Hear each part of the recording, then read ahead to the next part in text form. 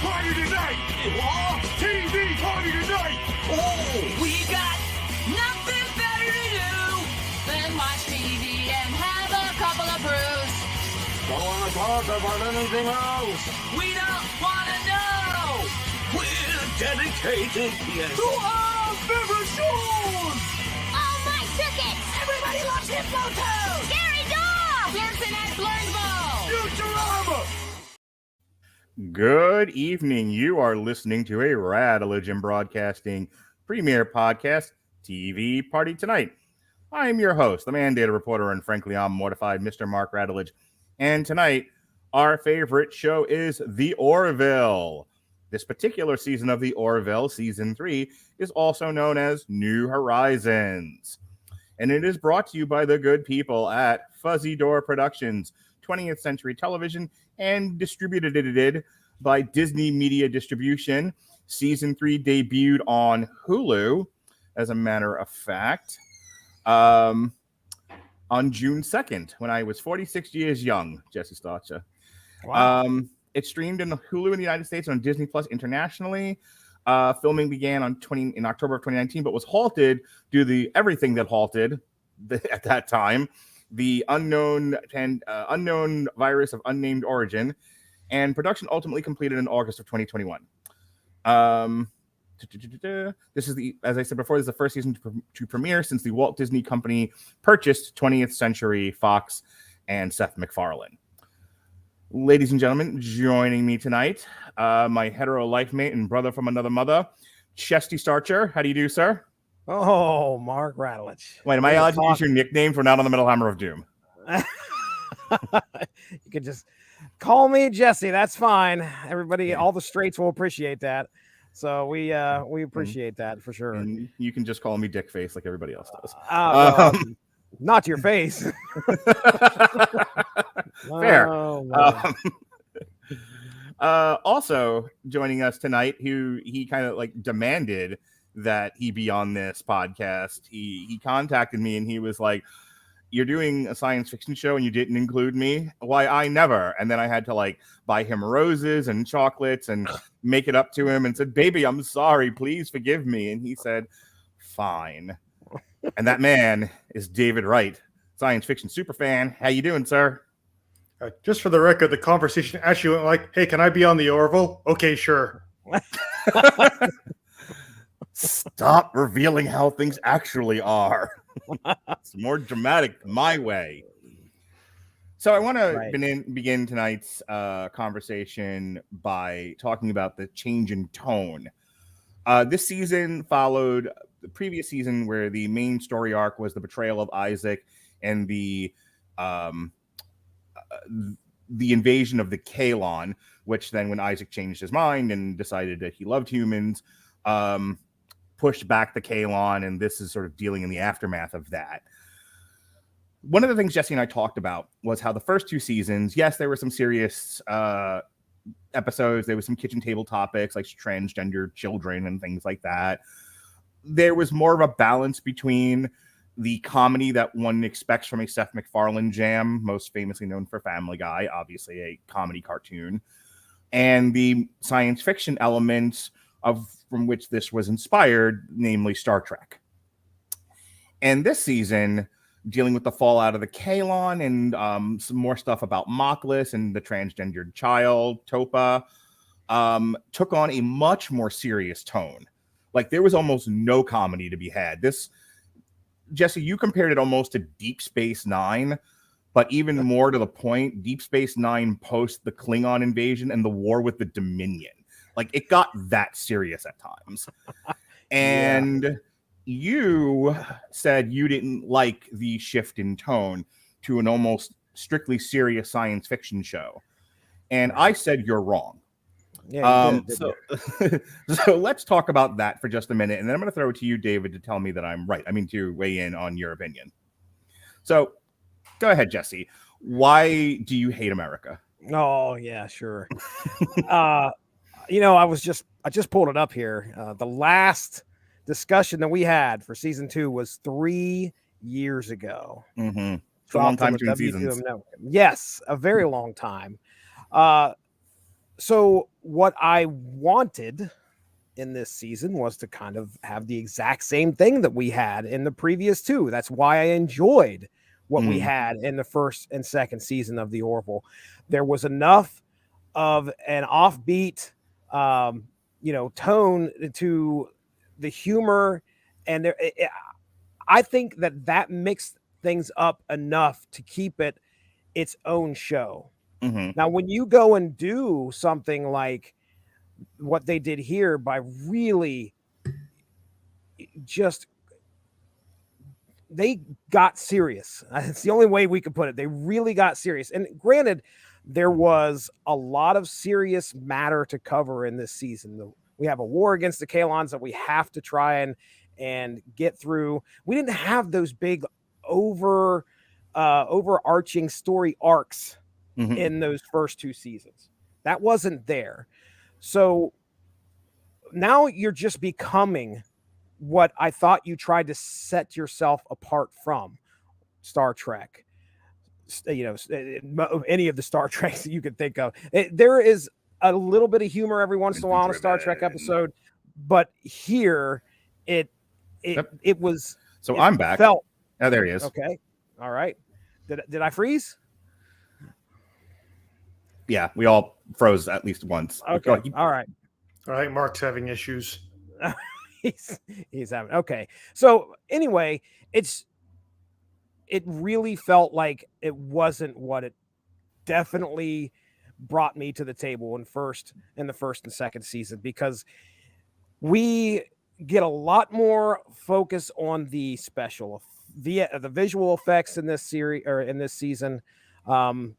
And a lot more of like the anguish that a lot of the characters are going through, and the political wartime dealings that the Union have to deal with. Let me try to help you. Do you feel like the show utterly lost its identity when it dumped the majority of its comedic elements? The answer is yes, but I want you to answer for yourself. Well, I mean, I would have to say so. I mean, other than the only thing that really felt familiar at that point is like, okay, I know these characters, but these characters were not acting like I was expecting them to. We first see Malloy in the first episode. He's going around, he's flying this sleek ship, this tiny little ship. He gets off, and I'm waiting for him to crack some jokes or something. And he lands the ship, and it's like immediately a discussion about how Isaac shouldn't be still in the Union. And I'm like, even Malloy had some of those. He had a lot of the comedic elements in the first. Wait till we get to the time travel episode. You have no idea how much I'm pissed off. Oh my God, Jesse. I don't think I've ever hated you before, and I may never hate you after, but I hate you so much right now. Everything I've ever loved about you out the window right now. I hate that episode. I have my justification for it. But I'm going to step back here. I'll step back here. But yeah, did it lose its identity? I feel that it definitely lost a big chunk of it. It's still the characters, but you can really start drawing parallels to what it's supposed to be. I thought separated from. I want to piggyback on that, and I want to throw it to David. I don't want you to. I haven't presented my case yet, so Judge David, don't provide your sentencing in favor of me. But I want to. You've watched all the Star Trek ever. Did this just feel to you like if you didn't know it was the Orville, and and the change in colors and some of the syntax and pronouns like the Union, not the Federation, the Mocklins, not the Klingons, etc., etc. Could you have been, if someone hit you over the head with a brick, could you have been convinced this was yet another Star Trek show based on the way New Horizons is presented in the tone?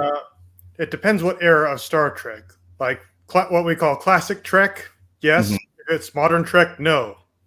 Well, hang on. Define classic and modern because I don't know where classic ends for you. Okay, classic ends for me basically with like Star Trek Nemesis or the end of Enterprise. Okay. So you're including the next generation and all that. Yeah. Original series, Next Generation, Deep Space Nine, Voyager, Enterprise, and movies. Classic Trek is everything from the original series all the way to the end of the Next Generation movies, and shoot them in the face is Discovery and Picard.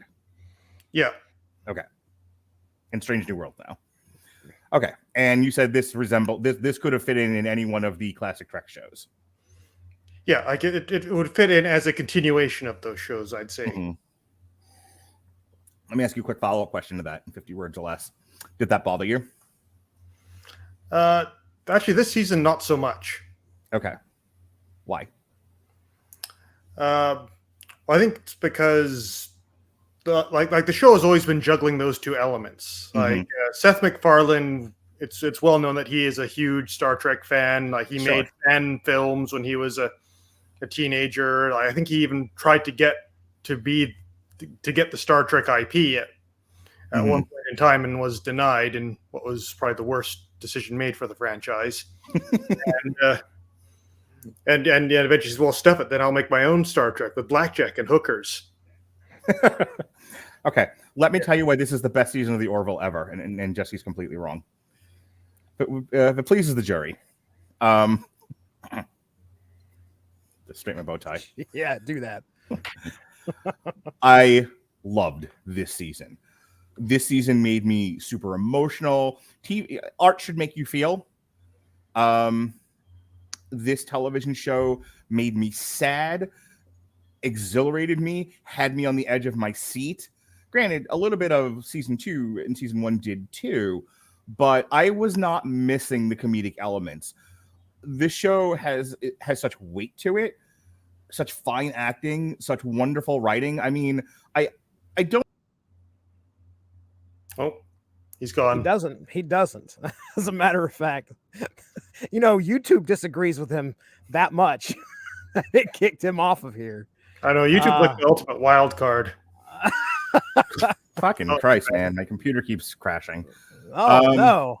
Yeah, you said you don't, and then that was about it. And we were like, okay, good argument, and you're done. So, I don't know where exactly it cut. I heard you say. I know you just said I said I don't, and I loved this season. I loved all of the various critical elements of it. I love the acting. I love the heady topics.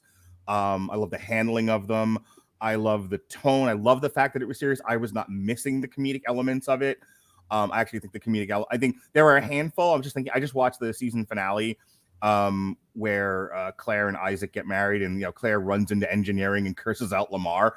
That was funny, especially the way they handled it. She's like, "I will eat you for breakfast, you little bitch ass punk," or whatever. By it is she referencing says. a previous hilarious moment in one of the previous seasons. So to say that there's no comedic elements, I mean, and some of the stuff with Bortus was, cringy funny. So I wouldn't say there was no comedy here. It just wasn't the kind of slapsticky stuff that they were doing in season 1. And they even shied away from it in season 2, if you recall. It's one of the things we talked about with the last review. But this is the best Star Trek currently.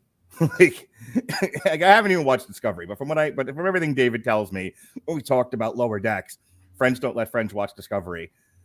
And we even said it with the first 2 seasons. This is the best Star Trek going right now. But it's because it reminds me of the best parts of TNG, Deep Space Nine, and TOS. It's because of the way that they handle all of these heady topics with, really fun science fiction storylines. I like the fact that they ask questions about, what do we do with time travel? The season finale dealt with Lysella and why there's the Prime Directive. And, for anyone that's ever watched Star Trek and kind of questioned it, the Orville does a great job of really walking you through that argument, every last bit of it, down to the detail, to the point where even an idiot would get it, And I kind of love that about the show. So here's what I'm going to tell you, Jesse, and this is my final piece of evidence to the jury, that the only reason why it was as funny as it was in the first season, and it got a little less funny in the second, and they almost abandoned the funny in the third, was because when Seth MacFarlane, the Family guy, pitched his own Star Trek with blackjack and hookers, they were like, well, it's going to be funny, right? Because you're a Family Guy. And he's like, well, no, I kind of just wanted to do Star Trek, the original series. They're like, yeah, but you're the funny guy. Well, disagree. He wanted to do Star Trek, The Next Generation. Fine. I'll allow it. He wanted to do Star Trek, The Next Generation, and they were like, but you're the funny guy. And he was like, Seth, we're only going to let you make this if you make it funny. And so he put So dick you're and fart telling jokes. me. So And what so you're telling me. And so he put dick and fart jokes in there to satisfy Fox executives. And he could do, because it was successful the first time around, they gave him a second season, and he could do a little less of that. Now that it's 3 years later and it's on Hulu, where no one gives a shit anymore what he does, he's making the show he always intended, and it's phenomenal. That I think what I got cut off was I don't want to. Yeah, now I remember. I don't want to say this for every show we review because they're not all winners. Halo, but Watchmen, Cobra Kai, The Orville. We are in a weird era of like a second generation peak TV here. Like, this is some phenomenal writing, some of the best on streaming and terrestrial television. David, I give it to you. You've heard Jesse's ridiculous, just babbling baboonish argument, and then you've heard my superior intellect. Where do you come down? Jesse's right. Season 3 sucks. Blow me. No. In all seriousness, I am pretty much close to you, Mark. This is the best TV science fiction I've seen pretty much since, again, classic Star Trek went off the air. I was gonna say, and you and I have reviewed a lot of it. I mean, this is better than Foundation. Like, I would say this is right up there. This is par with Lost in Space. Yeah, I would say maybe even a bit above Lost in Space, and Lost in Space was good. Yeah, you and I absolutely painted the screen wet with how much we love Lost in Space. Well, Lost in Space, I think, was more stronger in the sort of character realm of things, whereas Orville is much more big ideas, science fiction. Yeah. Let me ask a question. You raising an objection? Well, this is a question that I've got to try and see, because I've watched a little bit of the first season of Lost in Space. Okay. So let's just talk Let me answer you. It gets better. Let me ask you about tone shifts. Okay. Yeah. If there was as much humor in the first 2 seasons of Lost in Space, and then you get what Lost in Space actually is in the 3rd season, what are you going to think to yourself? Are you going to be like, oh, wow, this is great?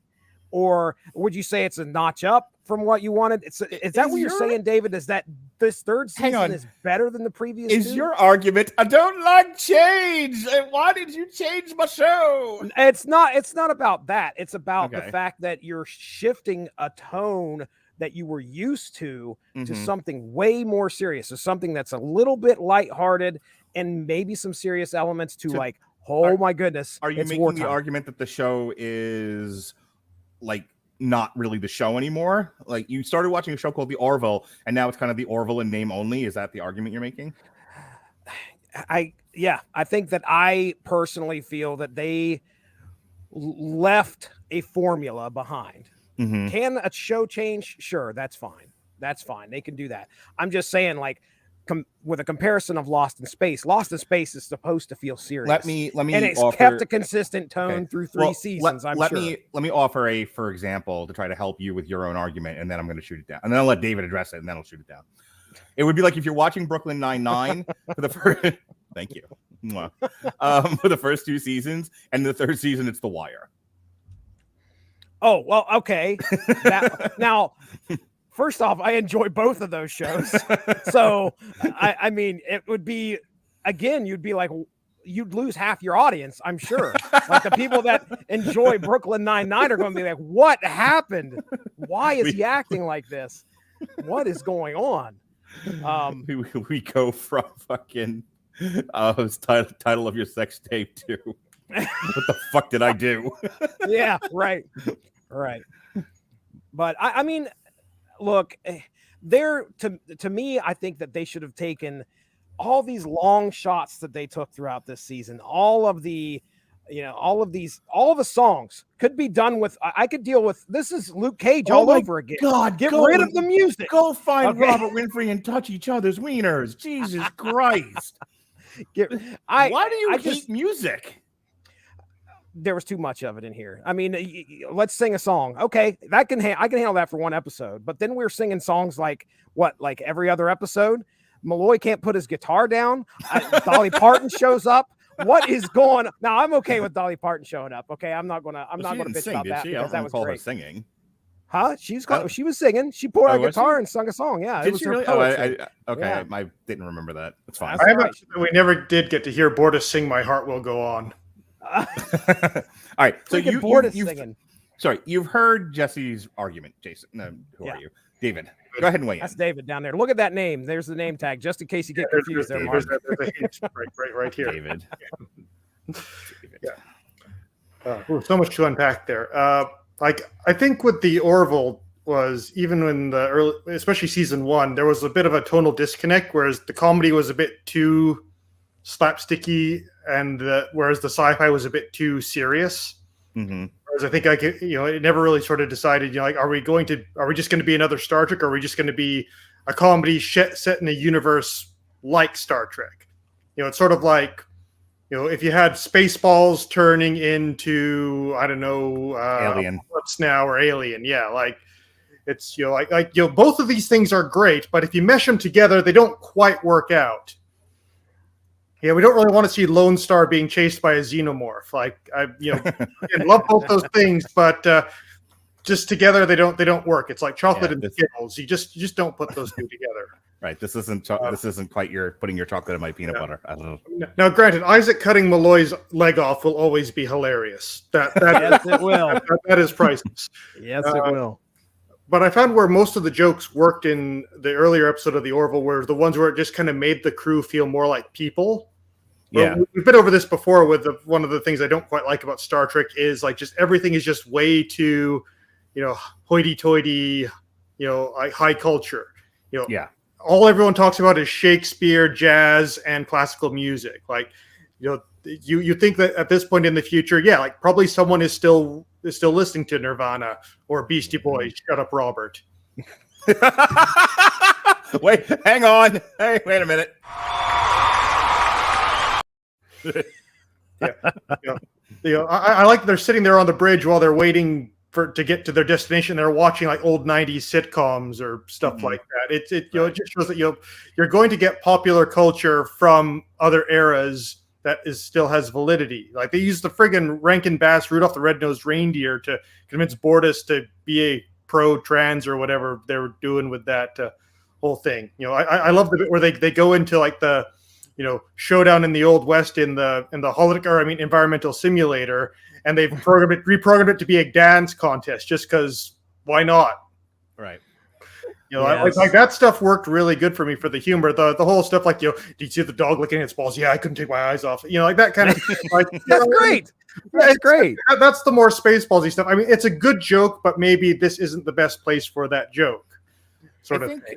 Here's the thing, and we can conclude the discussion this way. David and I are both right, but to sympathize with Jesse's point of view, David is literally right. As a matter of fact, go ahead. You put it on the name tag. If you were sat down and the very first season of this was New Horizons, you would not feel this way. For your money, the tonal shift is what's distasteful to you, not that the show itself was bad. Right. Okay. So yes, if this was a if this wasn't Orville and we had some different characters, to me, this would feel like a very competent sci-fi show at that point. This is Star Trek. This is Star Trek, D's nuts. But right. But is it going to make me go, oh, wow, we had a lot of great discussions. Now there are some great discussions that happened in this season, but wow, man, it's really tough to say. We just really felt like there were 3 main plot lines this season, and almost like the previous shows, it felt like there wasn't always one big plot line. It was a different show. It was very different episodic. issue. It was first couple years TNG. This episode we go to this planet and it has this problem. And we go to that. We're picking up we're doing a supply run to this planet. We're dropping off a thing at this planet. And hilarity ensues. I get that. I want to say this before we move on, because if I don't talk about suicide, I never will. And we have to. I have to talk about that first episode. I mean, that's like episode 1, man. That's unreal. And I was having a bad day. It was the day after I saw the Chili Peppers. And it was maybe don't do the robot suicide episode as your first episode after. Wow, coming out the gate. Yeah. Right, man. Yeah, that was a bit like throwing you into the deep end there. I'm there. I'll go back to it in a second, but I want to say before we move on, you brought up the songs and you brought up the long shots. This was beautifully shot, David. This season, this was like Marvel money, but like every episode. I mean, you this is after the move to streaming, they got a bit of a better budget. Like, like this did not seem cheaply made at all. This, I mean, and I think the episodes clocking in an hour plus for almost all of them. Like they were like little mini movies, and it's gorgeous to look at. I really, this was a cinematic treat for the eyes, which is not something you often say about television. Television often looks kind of cheaply made because it's TV. They don't throw movie. They tend, unless you're a Disney Plus streaming show from the Marvel universe, they tend not to throw movie money into your television show. But this one looked it, and it looked every bit of that. All right, so let's talk about that first episode. And we're not going episode by episode, but there were some things that happened in some of these episodes that bear long form discussion.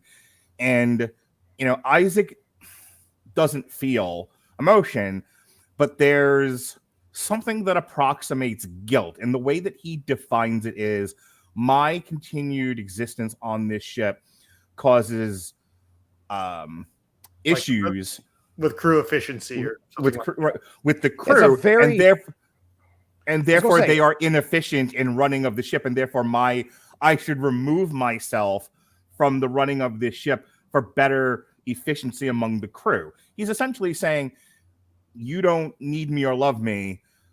I'm going to take myself out because you're better off without me. It broke my heart because, not to be too personal, but boy, have I felt that at times. Like that hit me personally.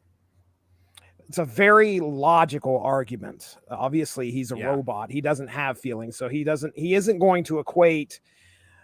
He isn't equating, his feelings or other people's feelings. What he's seeing is that his presence has that much of an effect on everybody else, and that is what I assume a lot of people would probably argue in order to commit suicide. Is that their presence is not helping anything. It's not improving efficiency, as Isaac says. And better if I was gone.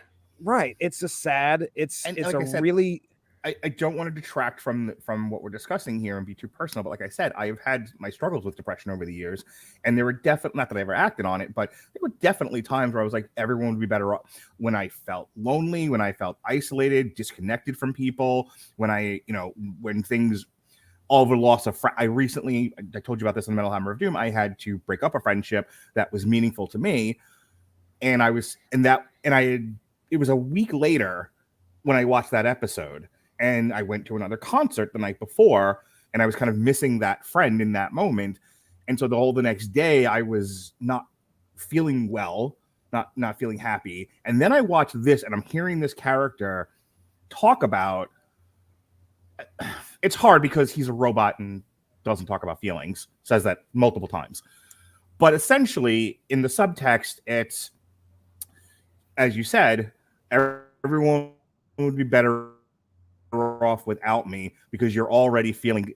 He was feeling guilt, guilt about his participation in the Kalon battle. He's being made to feel guilty by a new character on the show, Charlie, who's the new ensign, who he ends up bonding with over time. Someone very close to her ends up dying in the battle, and she's taking it out on him. And so there's all this other stuff, and so not only is I think that a relatable topic, which is why I'm making a huge deal about this, but it was personally relatable to me, Jesse. Yeah, I understand.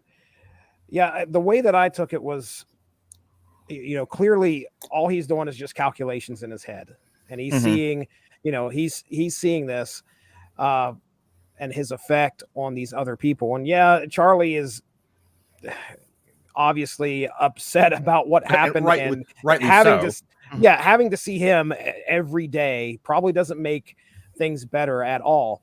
But no matter what she throws at him, he's not going to feel that much more guilty, but he's definitely going to see the effect that he has on her. And logically, it's just going to be like, well, she's obviously got if I wasn't here, she would perform better. Right. So yeah, it's a really logical argument that I assume they wanted to get across to us to show us it is hard for some people to put themselves in the shoes of someone who feels like taking their own life. And here we are, we have a robot, and the discussion that Isaac has with Claire, where Claire sits down and says, okay, we need to talk about the decision that you made, and I'm going to tell you how it's wrong. Masterfully written, in my opinion. I think it was done very well. You watch that interaction between the two, and you come away with like there's a very better specific understanding. There's a very specific line, David, that needs to be said out loud because Jesse said it was brilliantly written, and the whole thing's brilliantly written. But this one line I've kept with me. I watched it. It was Friday. This is now Tuesday when we're recording this. I think I watched that episode Friday, and I've kept that with me for the last couple of days, and it's still ringing in my head. Something along the lines of, there is no problem too big that won't be resolved over time. When you get to the point where life becomes too much and you're feeling like you have no options but to take yourself out of it, you feel like those problems are too big, they're insurmountable, they're all around you, and there's no way out. And you're creating a way out.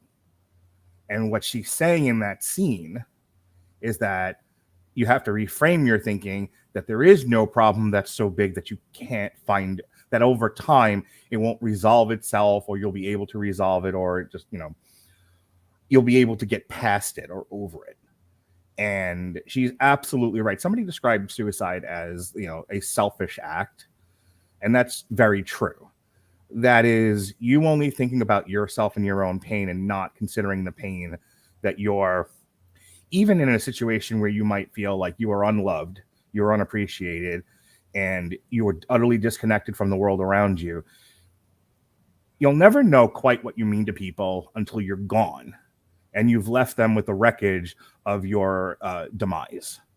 And that's what the show is talking about in those interactions between Claire and Isaac. Your thoughts, David? I don't think I can really say anything more about the emotional impact of that episode than you have. But more to the topic of Isaac, I think they really do a good job of keeping him as a robot, like a machine. And it's kind of funny because whenever you have AI or sentient machines in science fiction, there's they either go one of two ways. One is, I have feelings, I want freedom, robots of the world unite, or you have the greatest threat to life is life itself. Therefore, if we kill everything, things will work out. And it becomes self-aware and so on and so forth. Whereas it's like, well, what do machines really want if they became sentient? Like maybe if your photocopier becomes sentient, maybe just wants to make more photocopies. It's like, this is my reason for existence. Right. We just, it has not happened to us yet, if it is possible. And, we don't know. So I like the way that how Isaac is able to relate to everyone almost in a human way, but it's always in a very mechanical way. Like, the way he phrases things in terms of, like you said, I feel like crew efficiency would be improved if I was no longer aboard this ship. And that's his justification. Yeah, we would say, I feel like the world would be better if I were dead or something like that. Right. It's him processing that, like even when he goes into his relationship with Claire, like my subroutines just don't function at peak efficiency when she's not around. I was like, I can't explain it, but that's just the way that I've developed. And I really appreciate that they do give him emotions for like 5 minutes in one episode, but then he loses it, and we establish that he can't have emotions permanently. And can I ask? Kind of nice for a lot of magic. He's human now. Claire, look, I'm a real boy.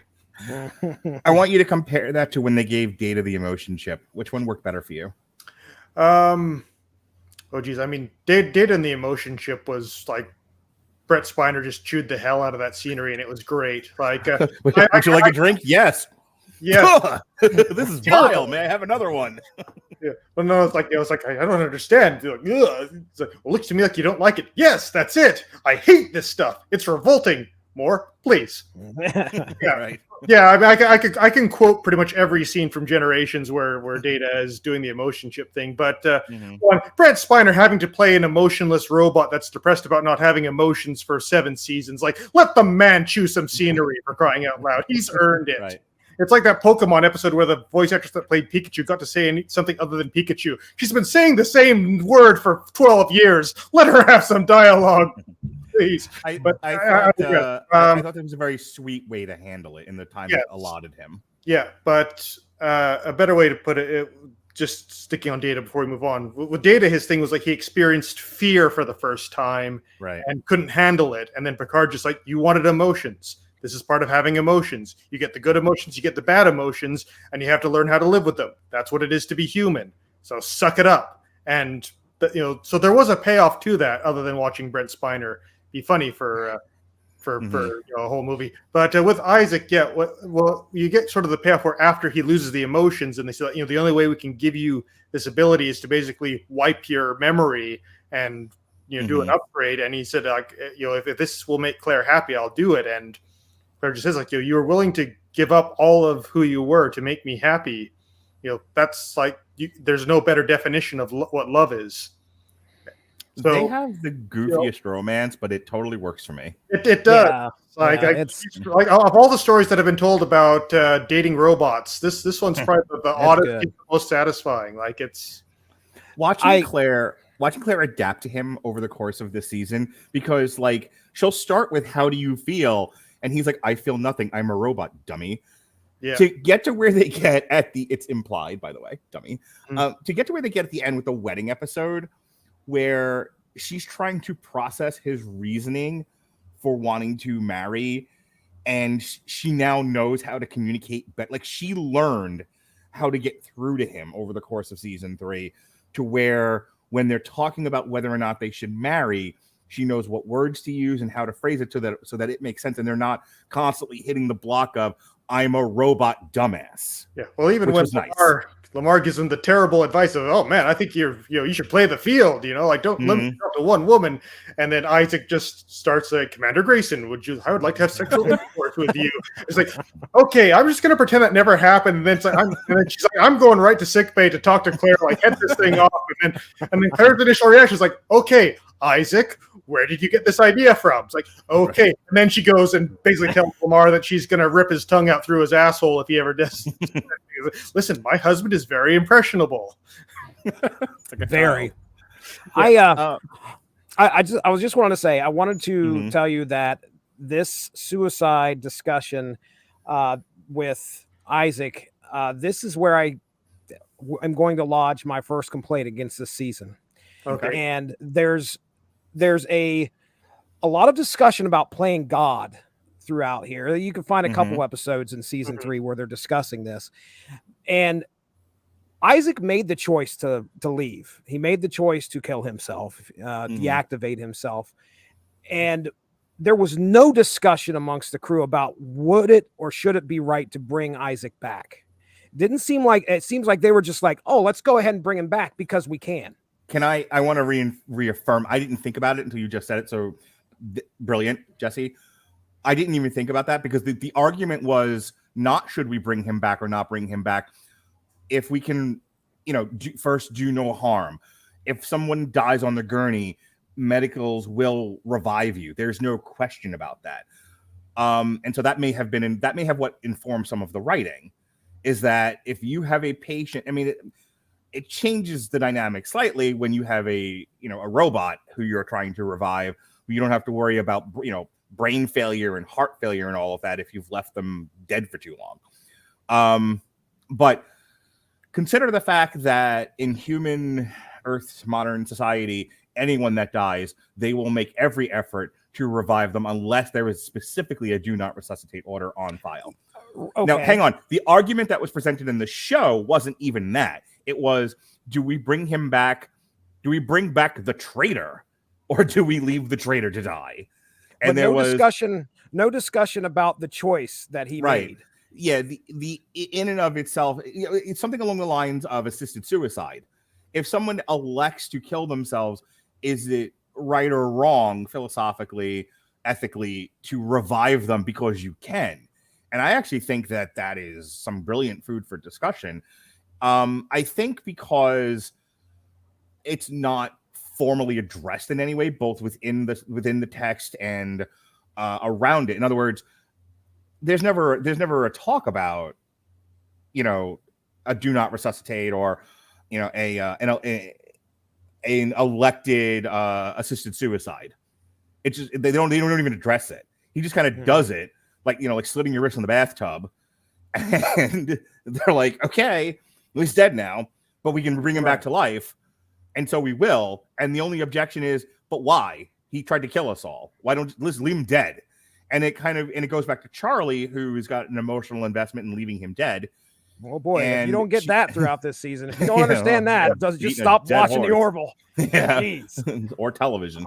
And she's like, I should not be made to revive the murderer of my love. Mm-hmm. It's too much. And the great strength of Charlie's character is that because it is her duty as a military personnel, when she is ordered to, I think she resigns, but she comes around and she's made to do it. And it's the beginning of the. It's Marcus, I believe, who said I want Isaac back because getting to what you guys are saying is one of the reasons Isaac killed himself was because again he thought everyone hated him, and even Marcus is like, I wish you were dead. But then after he kills himself, Marcus is like, I was just angry, I didn't really want him dead. Again, Isaac's very impressionable.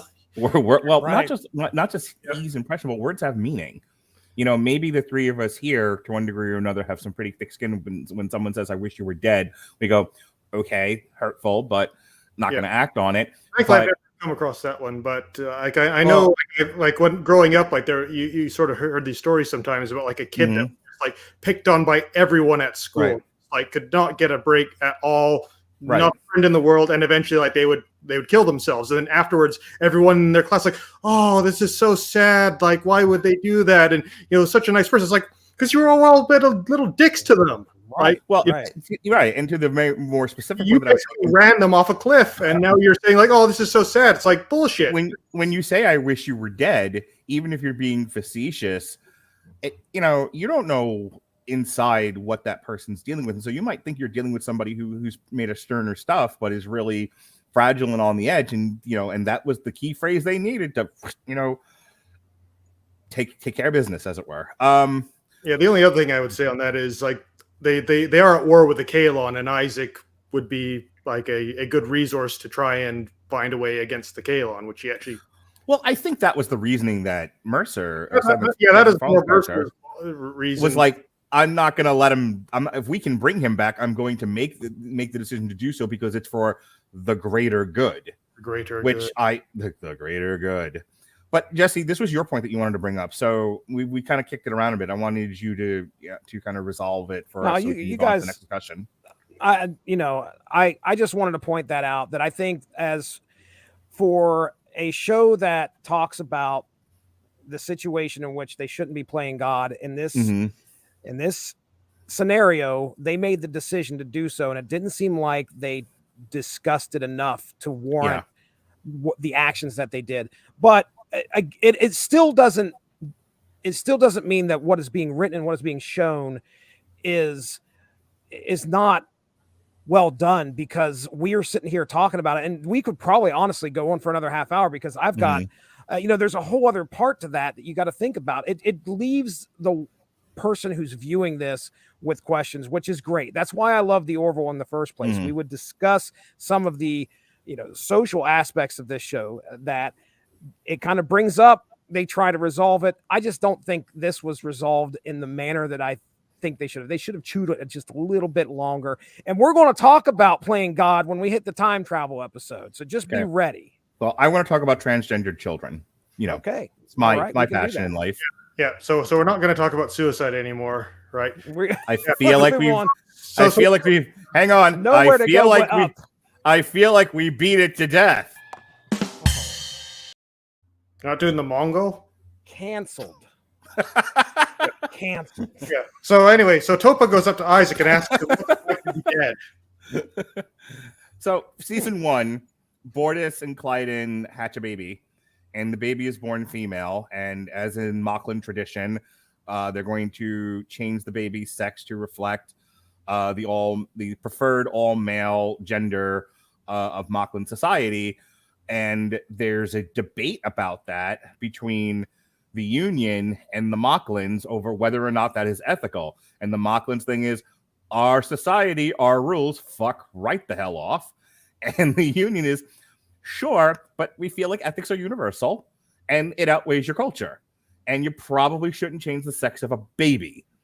And Jesse, you and I talked about that at length. That episode hit me hard. 2 seasons later, in like a million years, we're back to it again. Topa is significantly older, and there are people that we know personally. And if they're listening to this, they're probably going to turn the podcast off now, because there are people that believe that transgender is not really a thing, that these are just mentally ill people, and they should be given medication and therapy and possibly a punch in the face to fix it. That this is not something that should be catered to. That is one argument.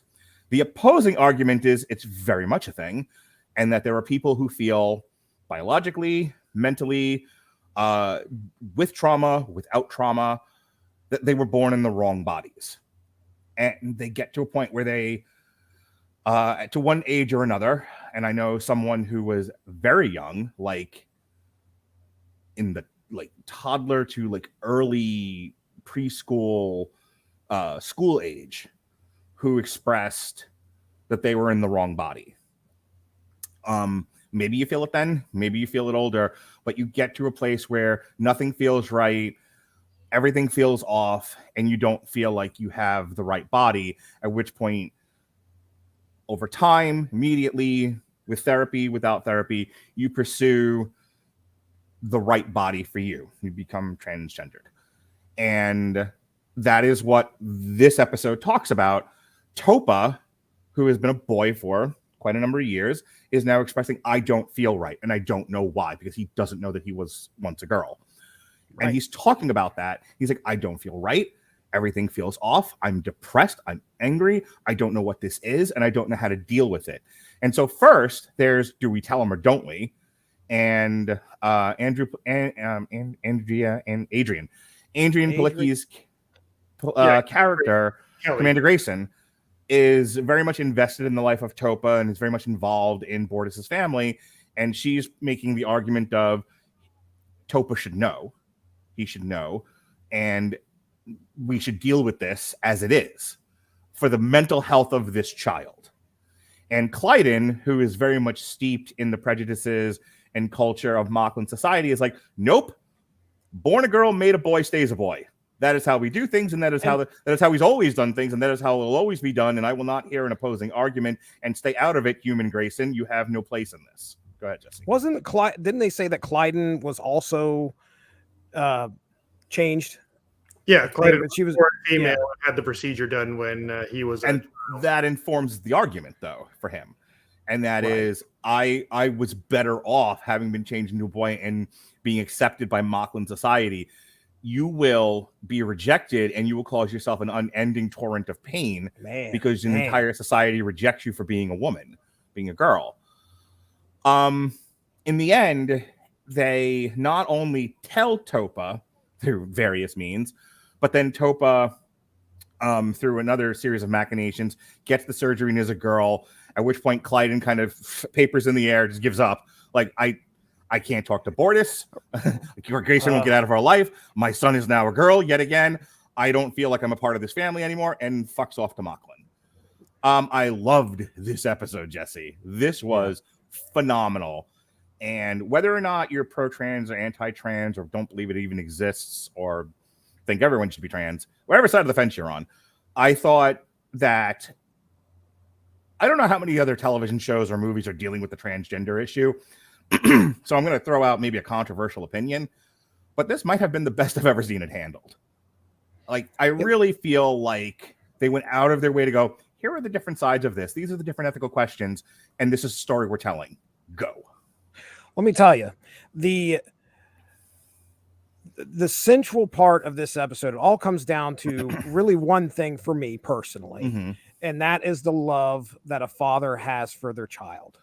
Bortus, we find out, is the one that gave Topa the password in order to find out the specifics of what happened, because damn society, this is his child. They should know the truth. Holding this stuff back and deceiving it's wrong.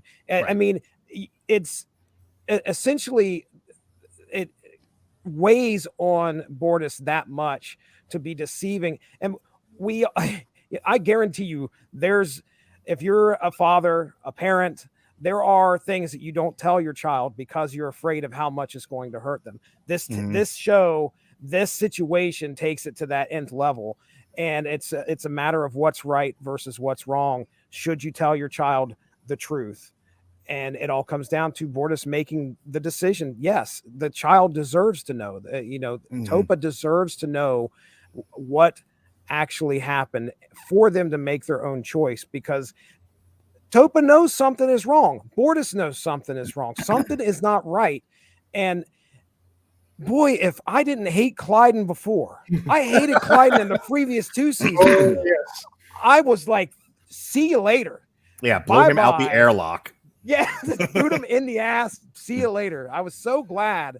And that does lend a good bit as to the resolution that we're going to get as the season progresses, which is great. I like that, but I hated Clyde, especially in this episode. And what a horrible decision to make, to just leave your family like that. Can we just address for the fact that I think that is a common enough internal battle people make between their religious conviction and the family that they love, and how they are not sometimes congruent, and yet you have to somehow reconcile your faith with your family. Struggle.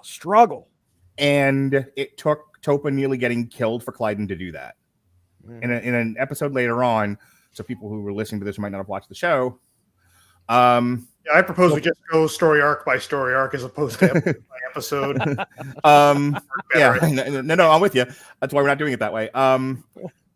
They go to visit the women colony on the Moclan women colony on another planet. She meets the Maya Angelou of Moclans, and is kidnapped by the male Moclans and then interrogated and beat to shit and everything. Yeah, she's basically kidnapped by the government, the Moclan government. Yeah. And so there's a thing at the Union headquarters where, the Moclans, of course, like Khrushchev just like banging a shoe. And, I actually love Malloy's speech during all of that, which is like, you people are dicks. We have you dead to rights and you obfuscate anyway. And then demand we listen to you when you refuse to listen to anyone else. You're the ones going around kidnapping kids and torturing them to near death, and then you say you're the ones that are being oppressed and we're being so unreasonable. Right. Yeah. Right. I mean, yes, he should have been court-martialed for that, and boy, we'll get to the next thing, time travel. But it was definitely one of those where he's speaking for the audience, or he's speaking for those of us who have been in a situation where you had no voice, but boy, you felt some way about things. Topa is kidnapped, beat to shit, interrogated, then rescued by Bortus and Grayson, and then presents herself as beat to shit to the Union, which causes the Moclans to be kicked out of the Union, which raises a whole, the next story arc. Yeah, how story arcs weave together in this season is fantastic. Pretty brilliantly written. But the point being that, Bortus has a couple of great lines over the course of those 2 episodes. One, Topa is perfect. Which I think is something that if you're dealing with a transgendered family member, it's probably something that needs to be reinforced and said. Well, these people aren't like going through enough as it is internally. Maybe recognition from the people around them that they're not bad for being the way they are would be nice. Go ahead, David. I keep cutting you off, and I want to make sure I said that. Okay. No. Yeah, it was right after Clyde stormed out after saying to Topa, "I wish you'd never been born." Yeah.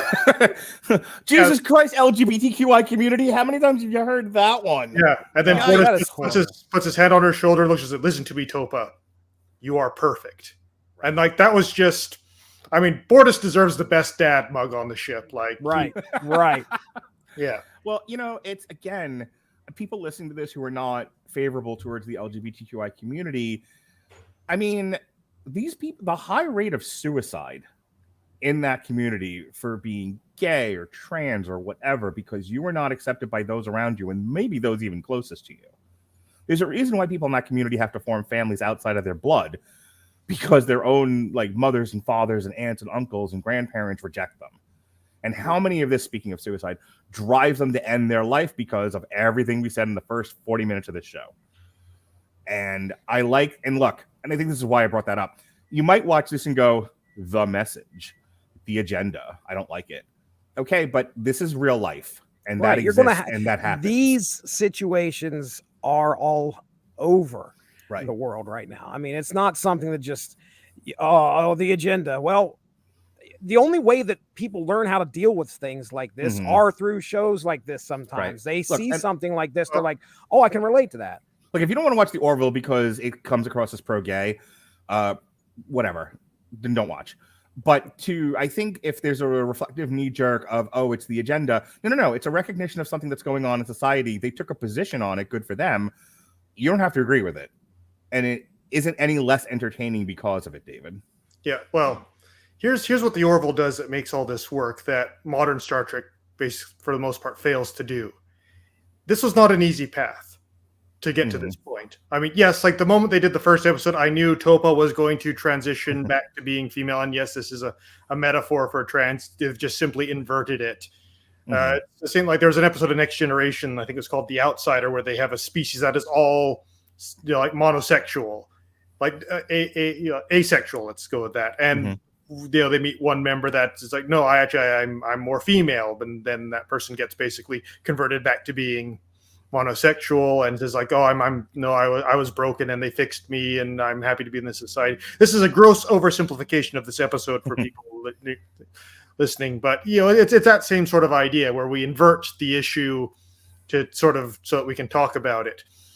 But I think the most brilliant move they did in this whole arc was actually Clyde, that they made Clyde female at birth, had the procedure done, I should say, and was happy about it. Because at that point, now it's not so black and white. Now, and like I remember you guys talking about the trial scene before, where it's like, look, Mockless is a very dangerous planet. It's a hostile environment. Females don't survive very long on this planet, so it's for the survival of our species that we went to the all-male thing. I mean, how that works with the level of technology, blah blah blah. I mean, it's a metaphor. Okay, let's just go with that. But it was not an easy thing to do. And even when Topa starts to show signs of depression, Bortus is torn on it, and it's Clyde saying like, no, look, I've been through this. The worst thing that ever happened to me was finding out that I was born female. You don't want to go down this path. And Bortus backs Clyde again because he believes that Clyde's experience makes it right. It's only when Topa goes up to Isaac and says, what is it like to be dead? That sets off the alarm bells. Like, this kid is thinking about killing themselves. Right. Where it's like, what have we got to lose? And it's not only that Kelly gives Topa the file name, it's that Bortus was the one that gave the passcode. It's at this point where like they have gone over both sides of this issue, and that's what makes it so good. Is it's exploring the issue. It's fighting both sides of the argument to get to its eventual end point. Where if it was just like what they would do more in, say, modern Star Trek, where it's like, yes, trans rights are human rights, trans women are women, and if you think differently than us, then you are a evil bigot, a stupid monster, and we don't need to explain ourselves because it's so self-evident how much brighter we are than you. And you're just going to have people who are already, say, not on board with the whole trans thing. They're just going to screw this woke crap, and they're just going to go off back to their bubbles. They're going to go watch Cobra Kai. Yeah, they're going to or whatever. And all the people that are pros trans are just going to say, yes, stunning and brave, and nothing changes. Right. I think addressing the fact that Clyden's argument isn't completely out of bounds was a nice bit of writing for the show. Now, it is blatantly obvious, even to the most casual of observers, that the show is siding against Clyden. This is a pro-trans message. That is totally cool. But because they treat both sides with some degree of respect and thoughtfulness and try and work them both out, it creates a discussion. My hope is that if someone goes on either side of this issue and watches this story arc and go like, I never thought of it that way before, or I never saw that side of it. That is what it's about. That is what the greatest Star Trek has done, is explore those issues and give both sides their due, even when it sides, it obviously has its own, side that it is siding with. If that makes any sense. I can't remember if it was probably the Orville, but I think also like Black Mirror and some of the other heady shows that we discussed. I don't mind. In fact, I much prefer when a show does take a position, but you must also present both arguments as respectfully, so that people can make up their own minds. The show itself can take the position pro-trans, anti-trans, pro-death penalty, anti-death penalty. I think we talked about that with Jupiter Ascending or Landing or whatever the hell it's called, where we talked about the death penalty. Like Jupiter's Legacy, I think that was it. Jupiter's Legacy. Yeah. Present your argument. Present both sides of the argument. Let the audience decide, and then you narratively take the position you want to take. And I'm not taking that away from the showrunners. You want to make a pro-trans, pro-LGBTQI show, by all means. That's you got the budget, you got the green light. Go make your art. I'll choose to watch or not watch. But treat both sides of the argument respectfully and let the audience also decide for themselves whether or not they agree with the show's position or not. That is the art of writing. Yes, and it's when and it's in the absence of that. That's when you get into the message or woke or whatever other buzzwords, SJW, whatever other buzzwords you want to throw at it. Is when it's just the writers are so basically self-conceited that, or condescending, that there's just like, we don't need to explain ourselves. It's so inherently obvious that we are right and everyone else is either wrong or evil. If they object to us, that we don't need to go into this or present the issue as anything more than this. And then, like I say, it's just you're not going to reach anyone doing that. You're just preaching to the choir and not converting anyone.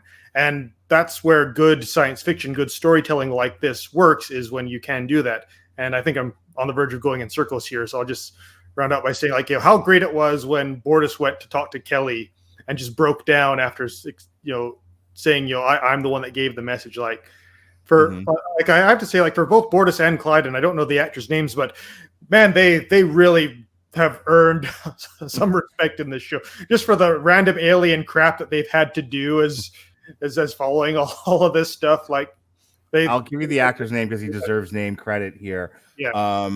But Peter Macon does the best deadpan I've ever seen. Yeah. So it's pretty brilliant. Yeah. Be like crying and emoting like in that scene. It was just like that really hit home. You just see how he has a line in the episode where they go to visit Maya Angelou and Topa gets kidnapped, and he comes in and he's very Bortus about the whole thing. Like Bortus is like a Klingon cross with a Vulcan. He comes in and he's got his wine slop that he drinks, and he guzzles it, and he goes, "There are days I would rather take on a fleet of Kalon ships than parent my child," or something along those lines. I've been there. Yeah, not there yet, but take your word for it. Like, we hear you, brother. Hey, Jesse. Mark. Want to talk about time travel? Oh my goodness. Look, I'm perfectly fine with what they did with the time travel. I know I'm the big time travel, enthusiast. Well, let's explain it. They're working on, I guess, the Aronoff device is what it's called. Something like that. Yeah, they're working on the flux capacitor, and something happens. It blows up, and it sends Malloy back to what's it, like 2015, I think. Yeah, basically. 20. Well, yeah, he went back to 2015. Right. Yeah, you got it. Okay. He gets blown back in time to 2015.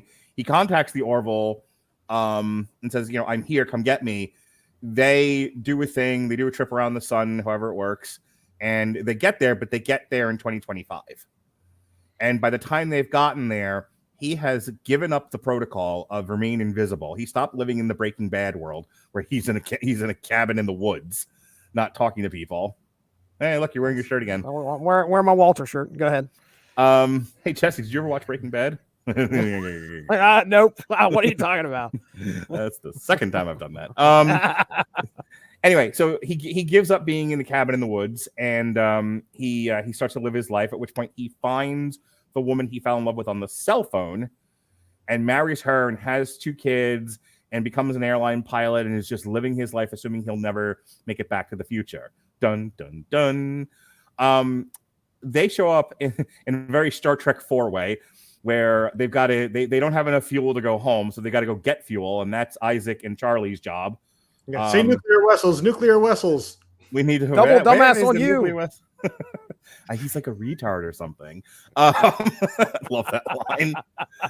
I know he's a Russian, but he's like a retard. So good. Anyway, Star Trek 4, the best.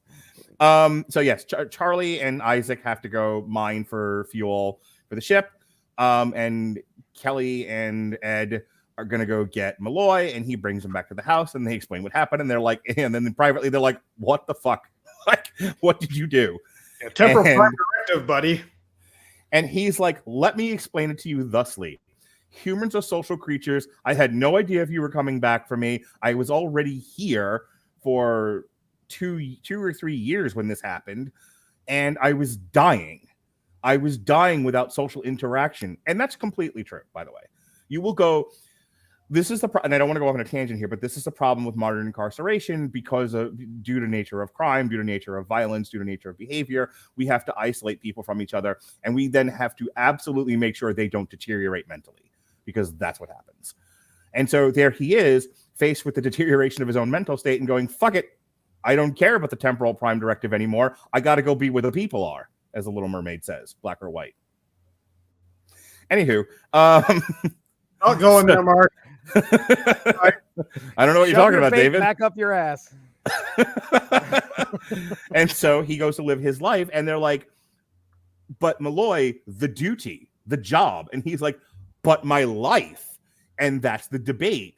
And then they try to force his hand, and he's like, I'm not going. I love these people. This is my life. I just won't go back. And Ed's like, that is not how this is done. And they go, season 2 of Star Trek Picard?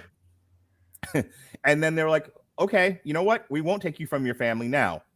We'll take you from before you met your family. And he's, and that scene, Ed will never, Malloy will never know. Malloy will never know about the family he lost unless they tell him, but he'll never feel it in his bones the way he feels it in that moment where he is seriously considering shooting Ed in the back. Like, it's an inconsequential episode. It's very much isolated in its own story as opposed to what we've been talking about. It's a bottle episode. But it is just heart-wrenching and brilliant. And the debate, it's hard because it's like, I don't know about modern cultural relevance in a discussion of temporal law. But the drama, Dave, the drama was very real. The tension between Kelly, Ed, and Malloy in that scene where they're discussing what, his violations versus his right to live his own life in the absence of knowing whether or not he'd be saved is like, you could have put that on a stage. Like, it was like a one-act play. It was pretty brilliant. Yeah, this is more the nerdy time travel philosophy type stuff. It's not with sort of an emotional backing. It's not so much the modern parable and analogy type episode, I think. But for this one, I mean, it's again, like you say, it's a bottle episode, so it doesn't really tie into the bigger events happening at this moment. But yeah, like Malloy makes a good point. It's like, look, this rule was probably come up with by like politicians and academics who have never actually had to face the consequences of that rule. Right. It's easy to say like, oh, this might happen to the time stream, so you should do this. It's like, yeah, well, we'll try actually living separate from human civilization, trying not to interfere with the timeline for the rest of your life. It drives you mad. Right. And even logically, like if you factor in like, the butterfly effect, like anything you do could still affect the timeline. Like really the most logical thing to do if he was in that situation would have been to like basically set the gun to overload in like 10 seconds, shoot himself to disintegrate himself, and then the gun disintegrates, thus removing any chance to interfere with the timeline. Because even if you just like hunted a deer, well, maybe that deer was hunted by someone else, or it had a baby that went and ran in front of a car, and that car crashed, killing the next Hitler, or it's just, maybe that deer went to college. We don't know. Yeah. And on top of that, like the whole thing with Ed and Kelly is like, but like this could have a negative effects for the future. It's like, and it could also not. It's like, yeah, but we don't know. It's like, well then, my reasons for staying here are just as valid as your reasons for me not staying here. And again, for all we know, I could have just like come back in time and lived my life and had my offspring. And that was actually the way time went in the first place. Like maybe I'm not actually changing the past. I'm just, this already happened. That's kind of like the Adams. It's funny because the writers of Star Trek 4 handled it so differently. They were very flip about it. Because if you recall, they give away the formula for transparent aluminum. Yes. And they're like, how do we know he didn't invent the thing? First of all, what do you mean, how do you know? Like, I mean, Yeah, I was gonna say maybe us three academics don't know how steel was invented or who invented it, but someone did. Yeah, well, I think a few people figured it out, but yeah. Also, I'm willing to bet that probably the library computer on a Klingon warship would not really have the inventor of transparent aluminum in the 20th century Earth. And it's, Klingons are not the most scientific at best. It was just that's such a funny line to me. But when you compare it, again, I'm making another Star Trek to Orville comparison. When you compare like the writers of Star Trek 4, where they raise an objection momentarily in the film, are we doing a bad thing by changing time, by giving them the formula just because we selfishly needed to tank these whales? And he's like, we don't know who invented it. Yeah, all right. Yeah, there are a lot bigger conversations to be had there, but nice moral quandary you completely rolled over. Yeah, this one handled it much better. Yeah, and my only other big bugaboo with this episode was, just when because. Like I always thought from the start, it's like, well, why don't you guys just like fix the ship and then go back 10 years in the past and then do it anyway? But like when Ed tells Malloy what they're going to do, it's like, holy crap, man! Like you just really screwed with that guy. Like you could have just like said, like, all right, well, I guess if you're not going to leave, we're just going to have to, see how the history comes out, and then like walking back to the shuttle, then maybe Kelly could have been like, wow, Ed, you're actually going to let him? It's like, no, we're going to go back in time 10 more years and pick him up before any of this ever happens. No, they had to tell him just to create that extra level of torture. All right, yeah. Jesse, I purposely waited because I wanted you I know to you did. I know you're waiting. I'm foaming at the mouth. I know, I can see it. Part 3 starts now. Your desk raised 3 inches because you're hard underneath the desk. Oh my goodness. David, you pointed out exactly what upset me about this episode. When you think about it, it is horrific to understand that. Don't even talk to Malloy. Just go get your shit and then go back and get him. We didn't need to watch this torture, but I will tell you this. This episode really made me angry because Malloy once again finds happiness with this girl and it is wrenched away. Like taken away by these people who are so worried about playing God that they're going to go back in time and just erase happiness. Really, really bothered me to a point where you guys have noticed this season, they're kind of bringing things back, from that stuff has happened in previous episodes. Actually, there's a lot of that happening through here. The society where Kelly was God, that's a whole episode. And so it's good to see it. This Dark Malloy better come back and wreak some hell. That's what I'm hoping. Alternate timeline Malloy shows up because he's so pissed. Oh, yes. And a goatee. I mean, of course, he's kind of got that right now. Maybe he's shaved. Yeah, he's shaven in this timeline or whatever. But anyway, I was so mad and so upset because they gave him happiness again. The actual thing. They gave him the actual girl. They gave him a kid and another one on the way, and they took it from him, and it just was so heartbreaking. I'm just thinking about Ghostbusters. Like, let's see what happens when we remove the puppy. Right. It was me. I'm what happens. I was so sad.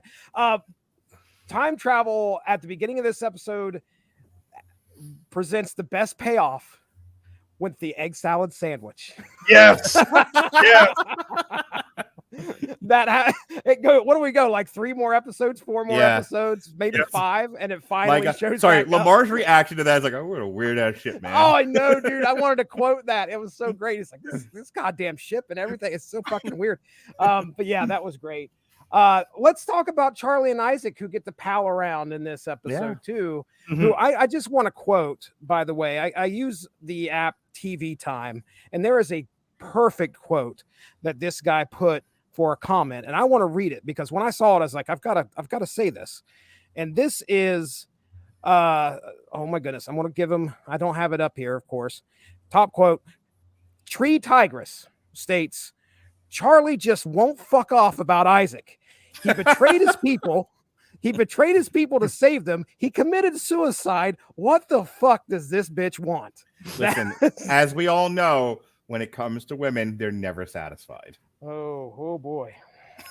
Anyway, Mark Radulich on Twitter. Mark Radulich. please. Radulich and Yeah, Tonal- right there it is. It's right there on the screen. Ladies, please. So Check me out on Not me, dating app. him. This man does Guy not over speak here. for us. The views of the host do not reflect the views of the guests of the W2Web network. that's It's okay, everything guys. that I'll have. stand in front of you. I'll take my misogynistic and married humor and stand in front of you. It's fine. Yeah, you should Okay. just put that at the bottom, ticker tape, instead of the Orville season 3. Like, just say the views of the host do not represent. Yeah, put that on there. It needs constant reminding. That's all I have for that episode. Yes, I love. Hey, it's time travel. Oh man, I love the fact that they're using this device that we saw in a previous episode. They brought it back, and they're going to make use of it. And boy, do they ever! So that's good. That's good writing. But yeah, we watched them go back in time, and it is a very. It's a heartbreaking episode, and it's almost to where you're like, why? Why did we do this? And it's at the very end, it's, Mercer's like, oh man, it was really rough. Yeah, it was rough. You didn't earn this. You didn't earn he needed to be a lot more broken up about what he did. I was. Really, that's where the emotional core of the episode should have been, with Mercer and Carrie deciding, like, do we let Gordon live the rest of his life out here, or do we go back and pick him up and erase this family from existence? Like, that would have been. Well, do we want to ask the question just amongst ourselves? Who should Gordon have stayed, or did they do the right thing in removing him? And I'll go first. They absolutely did the right thing in removing him. Right. Here's the thing. They're a military institution. Hang on. They're a military institution. There are orders to follow. There are reasons why they do those things. I understand the emotion, but consider the fact that yada yada yada. Well, consider the fact that if you never knew it existed, is it really that much of an emotional trauma? They never had to tell Gordon what happened. They did it. He was like, man, I was such a jerk. So selfish of me. Right. But that's the point. That was 10 years ago, Gordon, right? Here's the thing. It is one thing to create a lasting traumatic impact on somebody. It is another thing to do the right thing, and it'll have no traumatic impact on any living being. Once they went back to 2015 to go get him, that whole timeline never exists. Therefore, there is no hurt, there is no trauma, there is no damage. And they were doing the correct thing for how that military institution runs. Your witness, prosecutor. Jesse, you want to? Is that me? Well, I'll ask a quick question here, because I do need a little bit of clarification. See if you guys remember. There was a discussion about a paradox and what happens when a paradox is created. David, do you remember what they were saying just by chance, or Mark? I don't remember the specific one. I mean, I can explain temporal paradoxes like grandfather. Right. Yeah, correct. So how do they find out about Malloy being trapped in the past? They found an obituary. Yeah. In that obituary, don't you think they would have listed that this guy had kids? Okay. Yeah. That obituary happened. All right. They go back in time, grab him. The obituary is no longer going to be there. We have a paradox on our hands. So the very thing that they're saying we need to avoid, once again, they decide to go back and create. I would challenge that, just in that it was his initial message that he sent. Where he was. It was after that they looked up the information. So I would that they probably still would have gone back. But okay, yeah, and you're right, because I think they make a point to try and go back. Grabbed him before he sent the message. That would have been a problem. And paradox, yes. Yeah, then we would have had a problem. Specified. But regardless, Mark, your question is was it right? I side with Malloy. Clearly, I'm not biased in any way. I mean, Malloy laid it all out there. Like, they have no idea what's going to happen. The future's still there. The guy died at 93 years old. But Jesse, what's the harm? If you come right now and you remove my wife and kids from me, I will be traumatized and sad. If you go back to 2008, before I meet my wife, and take me on a different path, I don't know that future ever happens. And so I can't mourn the thing that never existed in the first place. And if it's for the greater good, for me, that's the end of the greater good. That's the end of the discussion. Has there ever been an instance where they said that time travel happened in the Orville universe prior to this? You're talking about No, like the Marvel argument where no matter the Marvel argument in Endgame made no sense to me, by the way, where he's like, everything that happens in the past, and even if we change it, it still happened, or some shit like that. Right? And it's like there's multiple timelines. So if you travel back in time, you're traveling into an alternate timeline. So anything you do in the alternate timeline will only affect the future in that alternate timeline, not your timeline.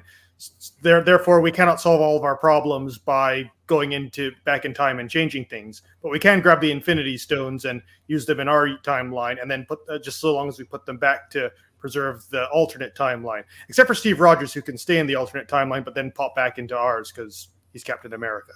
That's right. Because at one point, people stopped caring. Yeah. It was basically time travel. Yeah, it was basically them justifying why can't we just do this anytime we have a problem? Yeah. Dr. Doom won. Well, let's just go back in time and kill him before he's, when he's born. And then, no Dr. Doom. Well, no, you just killed Dr. Doom in that alternate timeline. He's still here in your timeline, and he's still screwed everything up for you. So we began tonight's discussion talking about suicide. I'd like to up the ante now and talk about genocide. They created a device that magically only they created a device that magically only kills the Kaylons. Great. Yeah. And I love the way they demonstrated it. They lure the Kaylons to Earth and blow up their fleet. Then they go to Kaylon. Actually, the Solarian planet. It wasn't Earth. Earth doesn't have ring. Care. But I yeah, don't care. I don't care. So Kaylon's dead. Schmonomy. Headline. Look like Earth to me. Rings and all. I don't pay attention. Rings and all. I see him every day. 30 times the gravity. Anywho, so they drag him to the salon and they blow up the whole fleet. And then they go to Kaylon and they meet the first line of defense, blow them up, and go, "Hey, we're gonna keep doing this, and there's nothing you can do to stop us." And the Kaylon's like, "Fuck your mother." They're like, "That's fair. And they go and they blow up the second line of defense. And they go, "Next stop, all of Kaylon. Would you like to talk now?" And they would go, "Fuck your mother, but sure." And so they go to Kaylon. They're like, "So the thing that we did, we're gonna do it again. Or stop." And the Kaylons go, "We really don't have a choice, so sure. We'll stop until we find a way to defeat your super weapon, and then we'll go resume killing you all." Yeah. And so by this point, the Mocklins have been kicked out of the Union, and they've decided to team up with the Krill. And who have decided to not team up with the Union at this point because they elected not Trump. Right. I don't even want to talk about that. That was not a subtle allusion there. No, it was not. Oy. I mean, it could have been a lot worse, but yeah, it's like, geez, I wonder which election they're referencing in this election. And a lot of like small references to deep fakes too in that, which was interesting because they were talking about that being. I'm not gonna lie, like there are episodes that absolutely resonate with me and will stay with me for a long time. That was, other than revealing that Ed had a kid with her, that was not one of them. I was like, please let this episode end. I didn't care. But anyway, yes. So the Krill have decided to not make an alliance with the Union to face the Kaylon. The Mocklins have, since they've been kicked out, and their game plan is to get a hold of this weapon and use it. And here's what I wanted to talk about. There's a debate that happens on Union headquarters between the crew of the Orville and the admirals, and it's Ted Danson, Victor Garber, and whoever the other broad was. Kelly Hugh, I think. Yeah. And there's a discussion of... By the way, Martial Law, great show. If any of you haven't seen it, dig it up. First season's amazing. It's like Rush Hour, except good, with Chris Tucker and Fat Jackie Chan, a.k.a. Sam Okay. So the two sides of the argument. They want the extinction of the human race. Actually, this is before they go to Kaylon and convince them maybe stop. So they've tested the weapon once. That's just when they lured them to the salon and blew them all up. And nope. And and then stop, David. That's why the answer to "Have you heard this?" is always yes, by the way, because then I'll make you listen to the song and derail the whole show. So then there's a discussion of, okay, well, now that we have this weapon and we know it works, what do we do with it? One side of the argument, kill them all. The other side of the argument, hey, genocide's bad. That's the whole argument.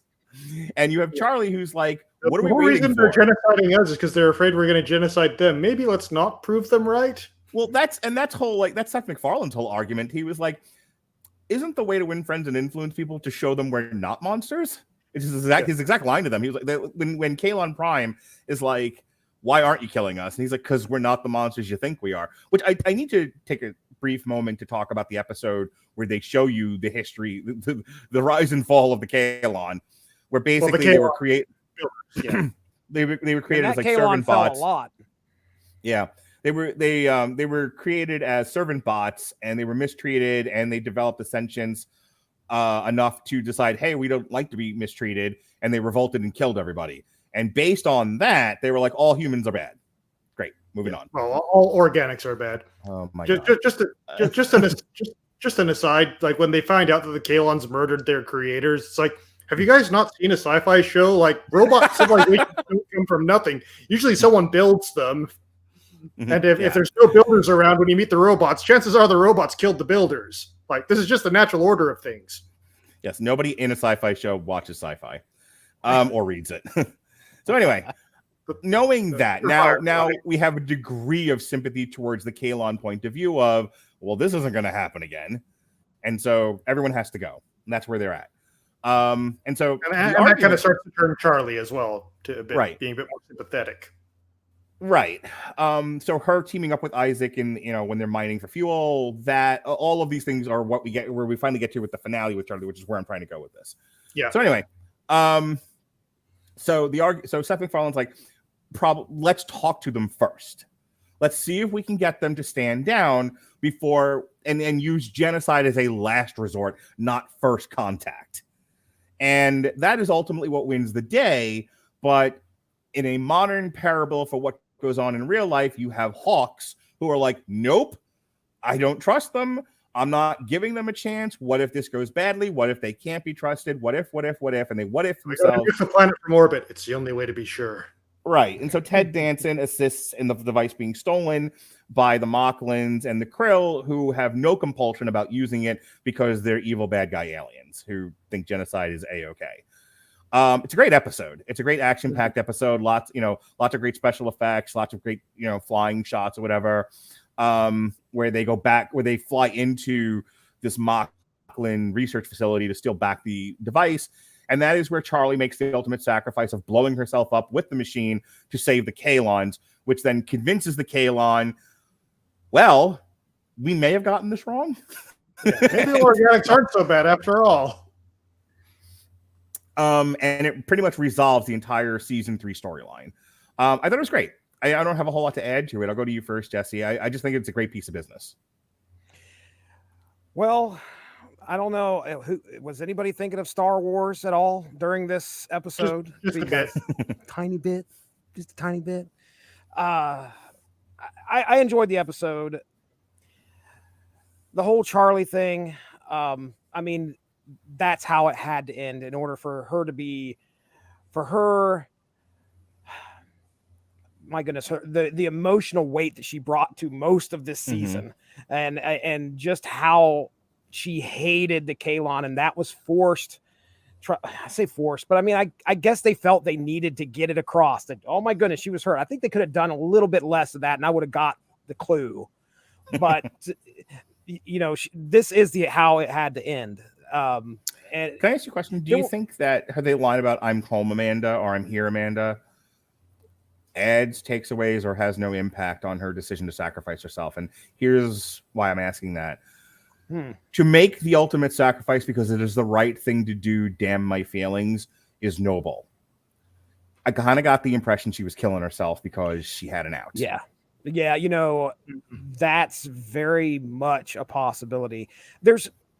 When you look at certain moments through this show, and the whole Kalon genocide thing, we're saying genocide, but you also got to think to yourself, well, these are robots.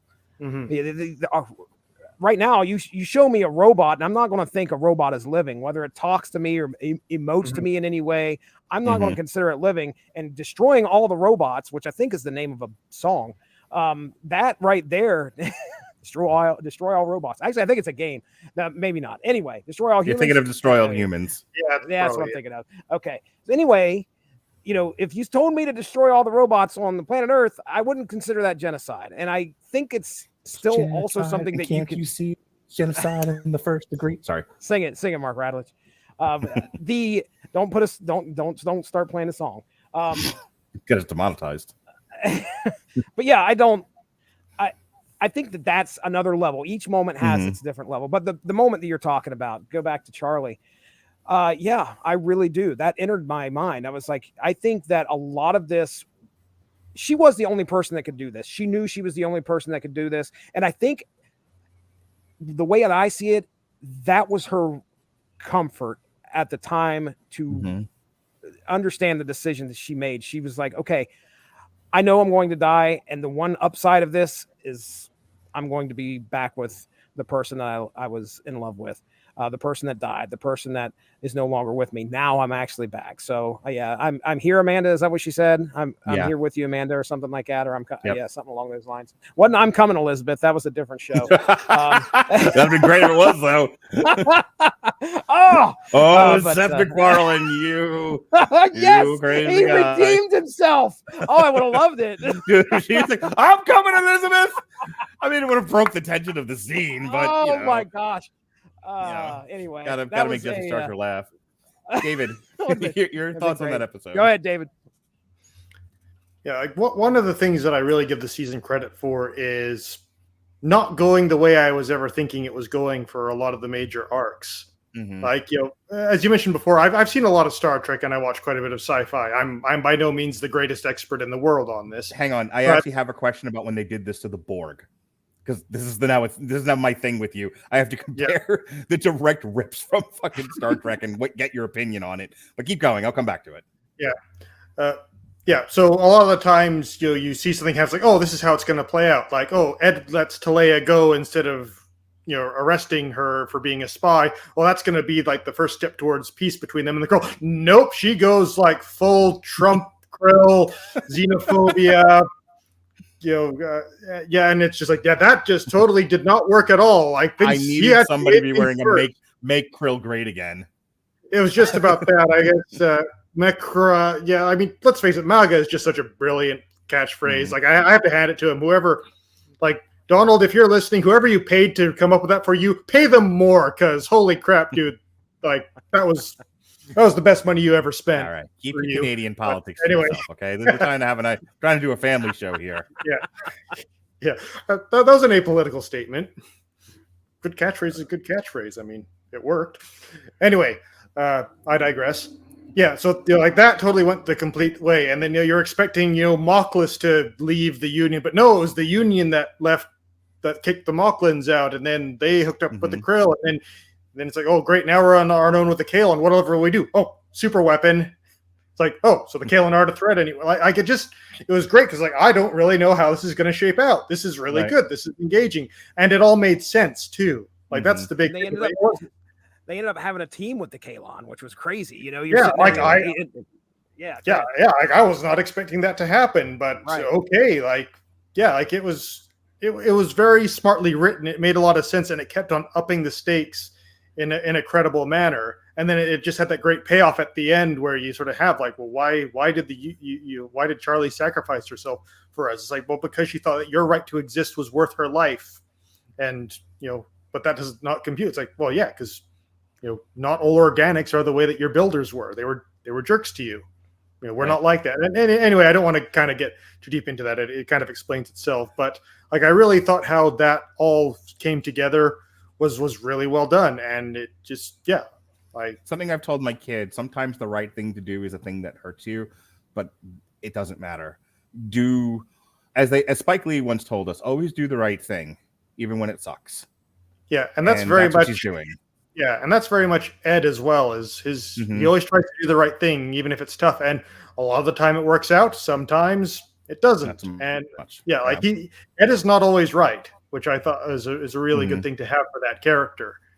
But he is still you really want to back him in his decisions, and you know it's coming from a good place. And with Charlie, with Star Trek, there is sort of this very humanist ideology that like humans are capable of great change and progress, and like in the future we will become we will cast off these petty squabbles and then become more cultured and sophisticated. That kind of sounds elitist, but like more mature, like sort of idea, which is sort of what especially Next Generation Star Trek tries to show. But I like how in the Orville they show like, yes, we have achieved this much better state of civilization, this state of being, but we still get pissed off about things like you killed our family members in the Battle of Earth with the Kalon.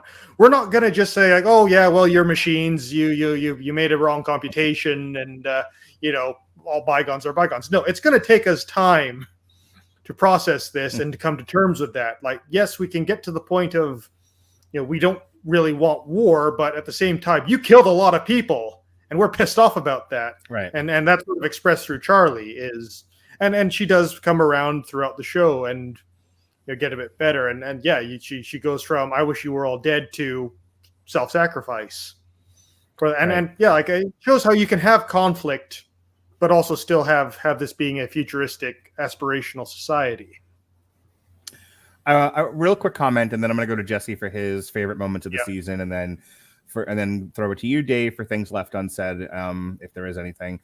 But I have to talk about, first of all, everyone this season. This is a great cast of characters, and it's not like they're all like A-list actors. As a matter of fact, Adrienne Palicki, and this is what the point that I wanted to make, not a great actress. In all reality, her Wonder Woman pilot was so bad that it's like legendary.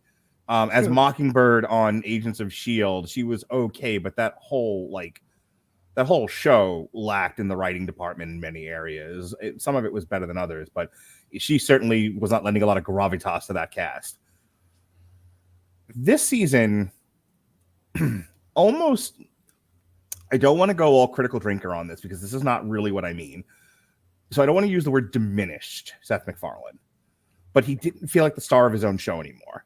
This felt like the Adrienne Palicki show, and well-deserved. She's phenomenal.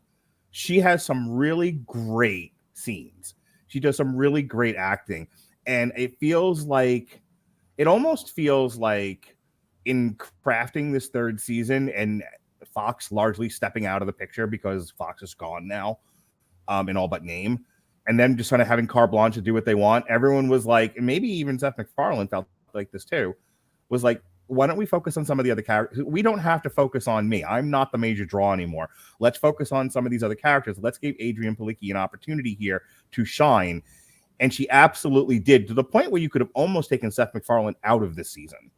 And outside of a handful of scenes here and there, I don't know if it would have impacted the show at all. What do you think about that, David? So I mean, he still very much has his own arc and his own things to do. Mm-hmm. Like obviously the stuff with the Krill and Talea, that was a huge. That's not the only thing, though. Huge thing for him. Yeah. He had some other things to do too, but that's what sort of sticks out. So I wouldn't say that he's he's not front and center in the show. Mm-hmm. But then again, neither was most of the captains in Star Trek. In fact, in the original series, you had Kirk, Spock, and McCoy. Oh, and Discovery, you had Michael Burnham. Everything revolves around Michael Burnham. Michael Burnham is the beginning and the end in the universe. And anyone who dares go against Michael Burnham shall be smited. I meant to ask you, how do you like the way they handled the destruction of the Kalon versus how they did the same exact thing with the Borg, where there was a debate over whether or not they should send this algorithm that was going to kill them all? Yeah, the geometric shape that would basically crash their systems. Yeah. There are a lot of similarities and parallels. Yes. I was drawing them all season, man. Trust me. Yeah. No, it was a bit more highfalutin in Next Generation. It was more like, do we have the right to, destroy an entire species, even if it is the greatest threat to our continuing existence? Mm-hmm. And they did kind of hand wave it away a bit. Like, it was just like, no, I don't think we will. But there was also talk of now that Hugh, the Borg in question they were going to use for this, has experienced individuality, he might take that experience back into the Borg collective, and the Borg might embrace individuality. So there was still this sort of idea of we're introducing something into the collective that will destabilize it. It was just hopefully without killing. We were kind of hoping that too with the emotion chip kind of deal. At least I was like, well, I wonder if they're going to take that and introduce that into the Kalon. Right. Yeah, actually, that was my initial thought, was that Right. once it's like, oh, hey, we found this way of giving Halons emotions, and then that generates this empathy that, that made that one Kalon, I forget the character's name, not want to fight organics anymore. And I thought that would have been like, Timus. Yeah, and I thought that was going to be like the super weapon, is they'd find a way of broadcasting a signal that flips the switch in all the Kalon, but no, it was actually just pure logic and reacting to the events. Like, it's I thought you have subverted my expectations in a good way. Okay, so back to what you were saying about the treatment of Seth MacFarlane versus Adrian Palicki. Well, I guess to finish the Borg thing is, so with the Kalon, it was a lot more. Yeah, like Ed makes his case that I think we should give them a chance, and if it doesn't work out, then we can use the weapon anytime. Whereas I think when in Next Generation, it's more like, no, this is our one chance to do this. We're never going to get a chance to get our hands on a Borg drone and get them back to the collective like this. But then, of course, you had Ted Danson says, well, I don't agree with that, and I'm willing to sacrifice my career and eventually his life to do this. And they shoot him dead. Yeah. Should have seen that one coming, man. Yeah. But so there are some differences. But yeah, it is that sort of, we have the ability to kill the person that wants to destroy us. Mm-hmm. Should we do that? If it is like we're talking on the it level is the of question about the atomic bomb, isn't it? We have this godlike destructive power to end the war. And it's not like Ed was being a wuss about it. Like, when they go to visit the Kalon, like he says, like, we have a super weapon. You've seen it used before. We want to talk. Don't send your fleet at us. They sent the fleet at him. It's like, okay, they sent the fleet. Blow them up. Okay, seriously, we're going to blow you up if you keep doing this. We want to talk. They send another fleet. They blow up the fleet. It's like, you guys just aren't figuring this out, are you? So so Ed is all for, like, he will resort to violence. But he will try the road of peace first. And even at the end, when Talea, they capture her again, it's like, look, I let you go the last time. It didn't work out so good. This time, no. Like, you're staying with us. And even holding our daughter hostage, I'm not going to fall for that one. And like most women, he finds her contemptible. Mark Radulich at RadulichBroadcasting.com. Right over there. Check me out on all the dating apps. Tag. Check me out on all the dating apps, ladies. Yeah, all sorts of swipes happening. I don't know. Which way do you swipe? I have no idea. Hey, Jesse, you want to weigh in here on the treatment of Seth MacFarlane versus his lady love? Oh, there was a lot of conversations held during this season between and intercourse. Grayson and somebody else. Usually it's Grayson and the doctor. Mm-hmm. There's another sit-down conversation with Grayson and Topa. Commander Grayson being finally welcomed back to the dinner table at Clyde and Bortus. Which, by the way, were this could be a yes or no question. Okay, David, were you shipping Bortus and Commander Grayson at any point? Ooh, like that bit where they were on the planet breaking buddy. Space there. They were just like, inches away, and you're just like, oh, they're gonna go for it. Then nope. But no, they do not. Boy, I looked over at my wife and I said, I am not shipping these two at all. This should not be happening. I wasn't. Mark, what about you? I'm not. When I say shipping, did you want them to kiss? I'm not. Did you I'm want not to see a using. I'm not going to use that word. Just like I'm not going to use bougie, because anyone that does is a moron. Were you shipping them, Mark? Tell me if you were shipping them. I don't understand what that means. Okay. I don't use your vernacular. Go ahead, podcast. There was. I will recognize, Chesty Starcher, the sexual tension that was very visible on screen between Bortus and Kelly. Okay. Did you want them to have a relationship? Ooh, no, because I think in Will They Won't They, when they don't, it's much more like ooh, because they always do. I said the same thing about the Meg, where at the end we're like, I think it was either the Meg or it was either the Meg or Pacific Rim. I think it was Pacific Rim. Now that I think about it. Pacific Rim. They was like, will they or won't they, and they don't, and they're like, whoa, sexy. Yeah, I was happy at that too. So, David, to kind of use that point of they swerve you, where you're thinking they're going to go one way. I totally was like, oh man, get ready, because we're going to have this whole Bortus Kelly thing going on. Yeah, the next 2 or 3 episodes are going to be this till the end, and they don't do that. Bortus and Clyde get back together, and boy, do they ever! Yeah, they run naked through the forest, and you were complaining about all the music. You were complaining about all the music. I could watch and listen to those songs over and over again. You know what I fast forwarded to? Them chasing each other through the fucking forest. I was like, you don't need to see this. If they were playing Mandy, you would be all over it. Oh yes, and running slowly, yes. Slow motion, yes. Slow motion, right. Mandy naked running through the forest. That's right. Mandy, we came without shaking. This was just jumping off to something else here. This was the first like sci-fi series that I sat down and watched, and my youngest son, he's 8 years old, was really straight up invested in these episodes. Mm-hmm. And I was really surprised because he watched faithfully through from beginning to end of these episodes, asked a couple questions every once in a while. And then I was really worried about Clyde and Bortus running through the forest. And I was like, is he going to ask a question? Is he going to ask? He didn't ask me any questions. Hey, Daddy, what's a sexual assault? Why is that guy almost naked chasing that other man? Well, he didn't ask any questions. Either way. You didn't have to explain what grab ass in the forest is? Yeah, it would have been fun. I would have asked your mom. Did you like I did have to explain to your children what soaking is? Don't answer that. Just go right into your best of, Jesse. Top 3. I think we covered most of the moments that we that I had really. Egg salad sandwich, that was number 1. Dolly Parton showing up was a big thing for me. Like her actually it was so funny because Mindy's watching this with me, which by the way, she enjoyed it.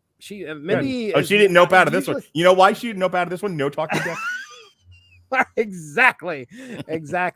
But yeah, she enjoyed this, and it was so funny because there were so many references to previous seasons, and Mindy did not have a chance to watch any of those with me. So I'm sitting there trying to explain, oh my gosh, get ready. And then when I knew who was going to be showing up in that cabin, and the door opens, and I'm like, Mindy, get ready. You won't believe she's a big country fan. And Dolly Parton walks through, and I'm like, this is great, So anyway, love that moment.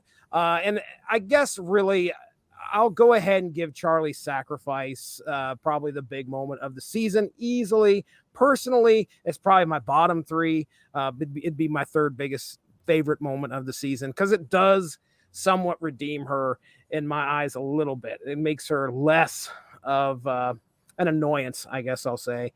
She has an arc. She does have an arc, and it does come to an end.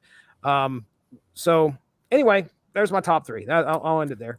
David Wright, take me home, baby doll. Anything left unsaid? Any burning desires? Off the top of my head, I think Clyde coming back I thought was a pleasant surprise. It came back just at the right moment where Topa had been through a lot with the whole kidnap, torture, almost died sort of thing. And then to have Clyde come back very much, I was wrong. I apologize. I said some horrible things. And his sort of forgiveness arc. And of course you have him, inviting Grayson to stay for dinner, which sort of shows him like giving some genuine effort. Like, because like before that, screw Clyde. I hope I never see him again. You deserve you go back to Malkuth. I hope they bomb it. And so that's sort of almost that kind of thing. And then, but no, to have him what I was actually thinking would be happening is because he was originally born female, that maybe he had some unresolved issues from that he sort of wallpapered over with the bigotry. Right. And then having Topa do the thing that he could not sort of sent him over the edge. But no, it was just like, oh, you know what? I realized I was wrong. Like my thinking was not right. And I'm going to do my best to, get over it. And he did, he did. Going back to majority rule, the social media planet, I thought was kind of interesting how they kind of just did that as a sort of quick B plot explaining the prime directive, even though they don't explicitly have the prime directive in the Orville, but that was sort of the best take on it. It's gotten a bit muddled if you watch through proper Star Trek on what exactly the prime directive is or what it means. Whereas I think the Orville just went with my favorite version, which is if they don't have warp drive or faster than light travel, we leave them alone because we have no idea what's going to happen. And we'll talk when you can go faster than light. I thought that was kind of a nice thing. Isaac inviting the whole Kalon planet to their wedding. Yes, I was so afraid that was going to be Three's Company cringe, and we were going to restart the Kalon War. Yeah, I was like, you're doing so. Talk about like a 9.9, you know, gymnastics routine and fucking falling on your face at the end. yeah, it's like Isaac, you didn't invite the whole planet to the wedding, did you? Affirmative. Get Union Central on the comms and what's going on. Mayday. It's like, yeah, like the whole Kaelin Armada is at our current position. Don't worry, it's for a wedding party. They're not launching another invasion. Just stand down the fleet. You know, nothing to worry about here. That was good.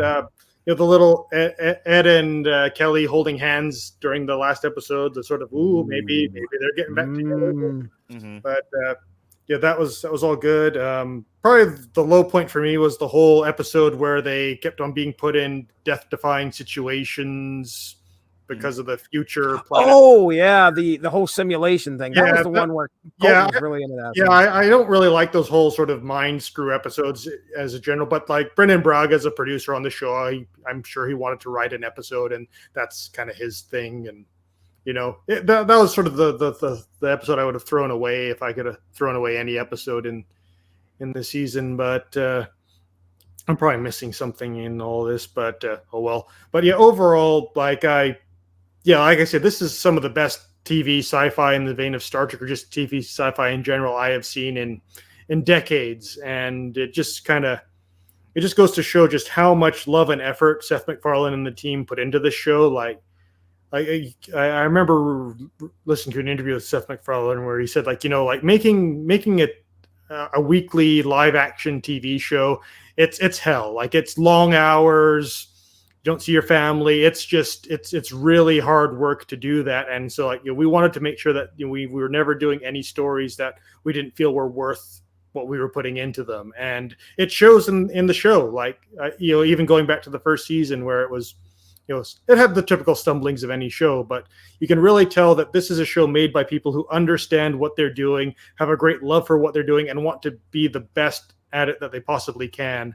And it just works. And I really, really hope that this is not the end. As much as they've wrapped up a lot of things, I would like a season 4. I mean, maybe 4 seasons is enough for the Orville, but it's been so long since, like, I've tasted, like, this is like, you know, eating, like, you know, a nice steak, right? You know, like, cause I haven't had one for so long, and then all you've had is like McDonald's knockoff burgers. Yeah. Up till now, I'm talking about Star Trek Discovery here. You know, I like where it's just like, yeah, it's meat, but it's kind of not the good meat, and it was just. This show is such a breath of fresh air. It dealt with some heavy issues, but it wasn't cynical. It wasn't negative. This was a future world that I wanted to be in or live in. Like, you know, I always felt happy going into watching the show. It wasn't like dark and depressing and nihilistic as other shows. Like, and it just shows how on other shows, like, where you have writers that are just basically hired guns brought in to do this kind of stuff, and they're just not good. And that's kind of, like I say, it's Star Trek Discovery. They hired a bunch of guns. Unfortunately, they can't hit anything. And I shouldn't be that nasty to the writers. I'm sure they're trying hard, but it's a tough genre to work in. And there's so much stuff previous to this that it's hard not to crib from. That, you know, it's a tough thing to do. But I get the feeling that when you talk about modern Star Trek, a lot of the writers, if they shut down production, they would just be like, well, what's the next thing we're writing for? You know, whereas if they cancel the Orville, I think Seth MacFarlane and a lot of the gang would be hurt a lot more than just, well, now we have to find new work. This is clearly a passion project for everyone involved. You feel that in the show. I don't know if it's been renewed. The only thing I wanted to add to kind of close out the discussion and then move into plugs is the way this season ended. Everything was sort of tied up. They really left no loose ends. I mean, there's places they can go. They can still deal with the Krill and Mockless. Yeah, you got to get Ed's daughter. Yeah. So there's some strands out there, but if they didn't, I was very satisfied with the way season 3 ended. You know, I felt like everything was resolved enough to feel satisfied with how everything ended. Yeah. I thought Claire and Isaac's wedding was really, really nice. I thought everything about, you know, I think the introduction of the first security gal who had to leave the show. It's got 100% rating on Rotten Tomatoes the second season in a row. The first season has 30. Second season was 100. This one's 102. So we're not completely off base, and glowing praise for the show. And I hope, like I said, I hope there is a fourth season. I guess we'll find out. Or even just like a movie or something, just to Mhm. kind of go through those last few threads. Though we Yeah, do have the Spider People as a potential new Mhm. new Oh big cast. yeah, that's right. Yeah, Again, a bit thing of a that got pop-up created. episode, but I think that was one of those. We'll keep these guys here if we need a new nemesis, we can always Sure.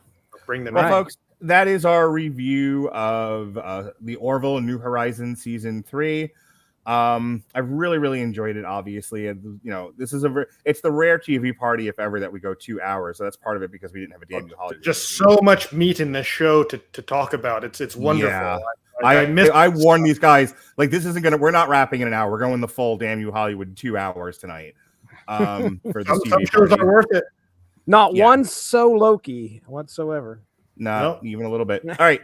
Yesterday, speaking of So Loki, we did the second to last Metal Hammer of Doom ever. Before we switch over to the Metal Hammer of Doom jukebox, we reviewed Clutch Sunrise on Slaughter Beach.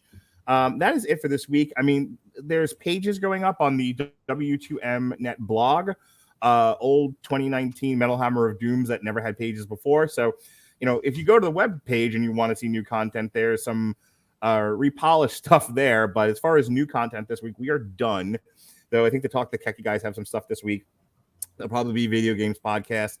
The next new show will be Wednesday, a week from tomorrow, from when this records, September 28th. Damn You Hollywood is back. We'll be reviewing Rob Zombie's The Munsters. And hey, do you like David Wright? I like David Wright. Does David Wright like science fiction? Does a bear shit in the woods? Certainly. Speaking of Star Trek, he will be on, because this is one of those TV parties that I promised I would do before I cut myself off from this altogether. Star Trek. Speaking Again, of he said, "Hey, I want to do Strange New Worlds. Do you want to join too?" I said, "Yes." I didn't like hands on you, jerk. So yes, next week we will talk Strange New Worlds on Thursday, September 29th.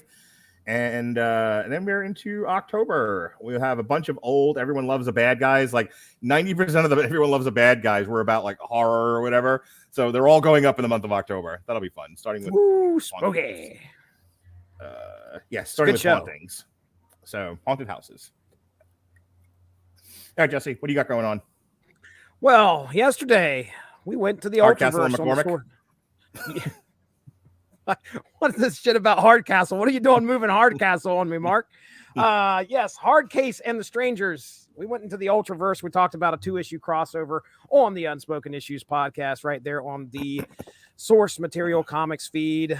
Prior to that, Mark Radulich and myself talked about the new Lieutenants of Metal. It was an independent comic that came out from Joe Casey. Lots of funny stuff happening in that. Real neat art style. And you can hear me and Mark talk about it for about half an hour. And well, I'd say about 15 minutes. And the other 15 minutes is us talking about music and concerts and big boobies, apparently, that Mark had saw at a concert, AC/DC, apparently at one point. But anyway, that's on the podcast. You can check that out. That's really all I have. Maybe upcoming here pretty soon, you can hear me and Chris Armstrong discuss Spider-Man Blue, which is a really interesting Jeff Loeb, Tim Sale story that came out in, I think, the 2000s. I think it was the early 2000s. Really good. So we'll be recording that and releasing that here in a couple weeks. That's about all I have. All right, folks.